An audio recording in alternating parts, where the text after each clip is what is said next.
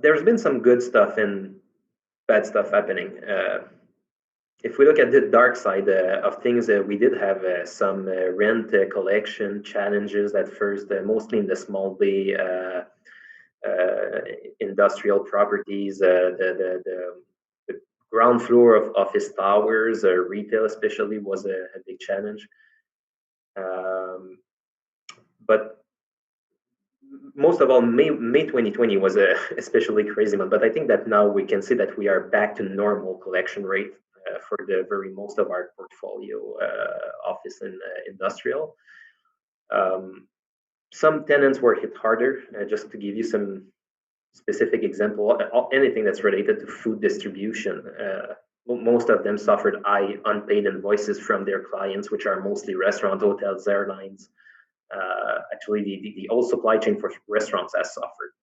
So grocery stores have known exceptional growth, but unfortunately, their logistic is mostly integrated. So when it comes to grocery and cold storage, like most of the growth is not really an upside that is available to landlord, because the groceries, which are picking up the lion's share of the market right now, have their own building. They have their own supply chain integrated.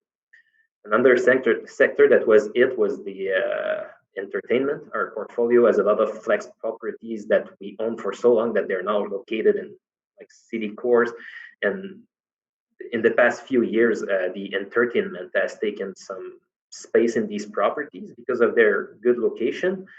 It was great rent, but times have been hard for these type of tenants too, and Secra has been particularly useful for navigating through these hard times for these tenants. And on the bright side, COVID has forced a lot of landlords to get to know their portfolio better and assess their risks. I think the general level of sophistication of landlord has evolved a lot, and the portfolio will become way more resilient on a go-forward basis. Leasing remained very good despite COVID.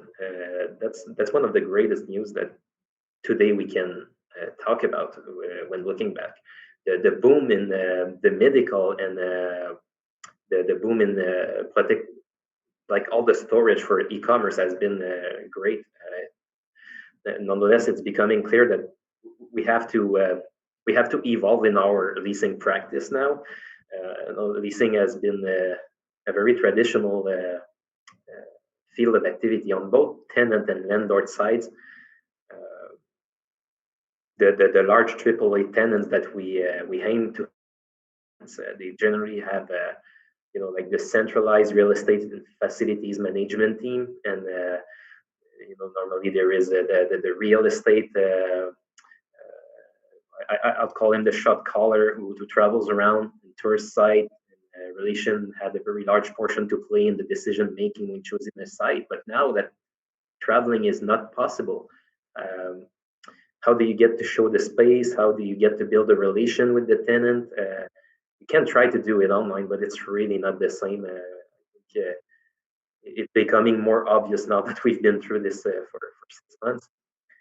I think virtual space tower will actually become a new standard on a go-forward basis. It wasn't nice to have before, but now it's a must, especially in office properties. And the data on the sites and its surrounding will become increasingly important in making. So location intelligence will play a bigger role than ever in the site selection. Leasing is going to evolve through COVID. I think staying agile is key. You always must plan for the worst and hope for the best. This is what we do at Rosefellow. A great example, I remember just as COVID-19 hit and we're all asked to get into quarantine, we had a potential partner that backed out of a deal days before we were waving on a site. Fortunately, at the onset of Rosefellow, Sam and I spent the first month to 2 months simply meeting people, investors, family offices, funds, REITs, and letting them know what our plans were. We had no sites in mind, simply introducing ourselves and letting them know where we were going to take Rosefellow. Fortunately, many people believed in us and were ready to jump in on the next big project, that it be residential, industrial, or office. At Rosefellow, our primary focus is industrial and residential and smaller boutique type office projects. Fortunately, industrial and residential are two asset classes that have been performing well through COVID. On the industrial front, COVID-19 has us speeding up our delivery schedule in order to have new product built on spec and delivered in the fall of 2021 due to the high demand and the low vacancy rates. On the residential front, COVID-19 has us reinvent the way we design our apartments. With more people working from home, we invested a lot of time thinking of how the best design can be achieved. Creating home offices without having to use up bedrooms. A lot of focus was also put on common area spaces, such as fully secured interior play areas for kids, where parents can feel safe to leave their kids while they use the many boardrooms and offices available to them for their Zoom or team meetings.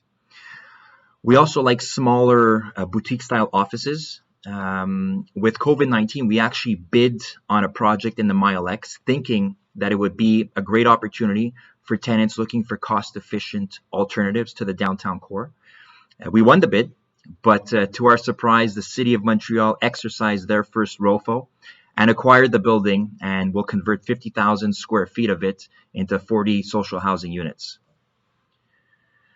With regards to retail, I think those who own large commercial space will need to reinvent themselves, in my opinion, just like Cadillac Fairview has done with the Fairview Point Claire shopping center. I think everyone expected change in the way people shopped in the future. COVID is definitely speeding it up. Personally, I had never been one to shop online, but certain companies make it easy, that it's changed the way I shop and spend my time shopping.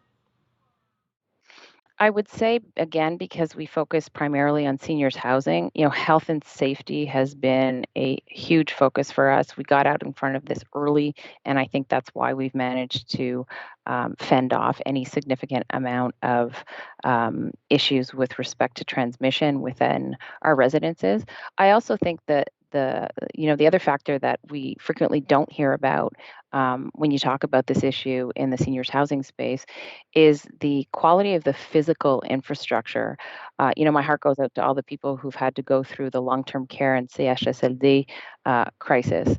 But a lot of that, I think, also relates not only to issues with management, but also issues with physical infrastructure. So I think really how you think through physical infrastructure post-COVID is really critical.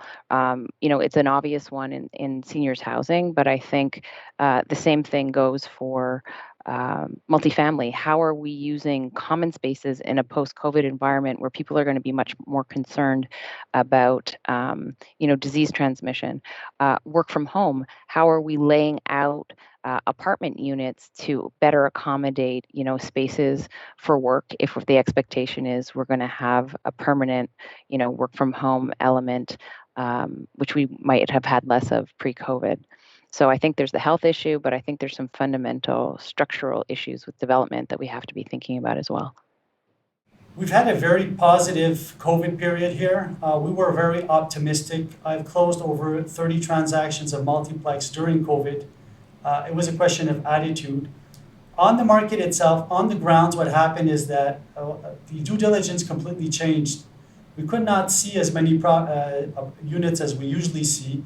The inspections could not be done on the total part of the building. So there was a larger portion of risk taken on by the buyer in the transactions. More lengthy, also financing was an issue. So we had to work much more closely with the financing department and the buyers to come to an agreement. So I think that the opportunity that we had during this period and the changes that we have are going to operate in time. And we should be able to do more transactions with these people that already transacted in an environment which is much more positive for a transaction on a shorter period of time. So it's a continuity of COVID, but a different type of COVID period if ever we have a second confinement. It should be much more positive.